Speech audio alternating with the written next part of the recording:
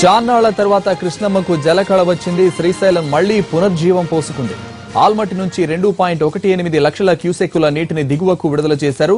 అటు నారాయణపూర్ నుంచి 2.32 లక్షల క్యూసెక్కులు, జూరాల నుంచి 60,000 క్యూసెక్కుల వరద నీరు దిగువకు పరుగులు పెడుతోంది.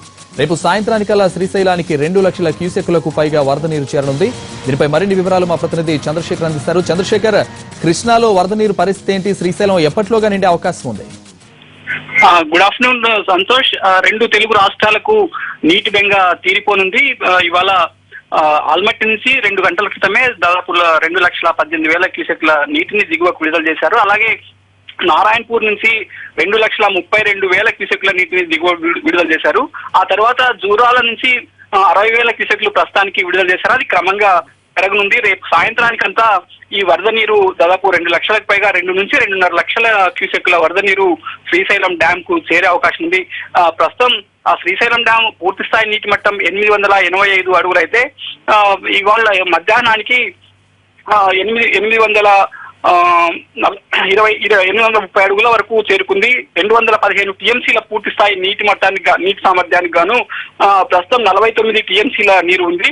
అయితే ఈ ప్రస్తుతం ఆల్మట్టి నారాయణపూర్ నుంచి వచ్చే వరద నీరంతా చేరితే కనీసం ఈ 4-5 రోజుల్లో దాదాపు 60 నుంచి 70 టీఎంసీల నీరు శ్రీశైలం డ్యామ్ కు చేరే అవకాశం ఉంది. కనీసం అంటే మహారాష్ట్రలో వర్షాలు అలాగే కొనసాగితే మరింత పెరిగే అవకాశం ఉన్నప్పటికీ కనీసం ఎంత తక్కువైనా 60 నుంచి 70 టీఎంసీల నీరు చేరే అవకాశం ఉంది. ప్రస్తుతం డ్యామ్ లో 49 టీఎంసీల నీరు అంటే 50 టీఎంసీలు అనుకున్నప్పటికీ 60-70 టీఎంసీల నీరు అంటే శ్రీశైలం డ్యామ్ కి 4-5 రోజుల్లో దాదాపు 120 నుంచి 130 టీఎంసీల నీటి మట్టం వరకు పెరిగే అవకాశం ఉంది.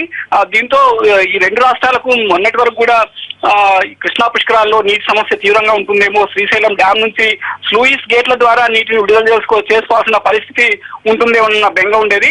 అయితే ఇక్కడ ఎగున కురిసిన వర్షాలతో కృష్ణానదికి వస్తున్న భారీ వరద నీటితో 2 తెలుగు రాష్ట్రాల్లో పుష్కరాలకు ఎలాంటి నీటి సమస్య ఉండబోదు. దాంతో పాటు 2 రాష్ట్రాల్లో సాగునీటికి కూడా నీటి సమస్య తీరుతుందని చెప్పొచ్చు. రాయలసీమకు వచ్చేటప్పటికి పోతిరెడ్డిపాడు హెడ్ రెగ్యులేటర్ ద్వారా కేసీ కెనాల్, ఎస్ఆర్బీసీ, తెలుగుగంగ ఆయకట్టుకు అలాగే హంద్రీనీవా ప్రాజెక్టు కూడా సాగునీరు అందే అవకాశం ఉంది. సంతోష్. Thank you Chandrasekhar.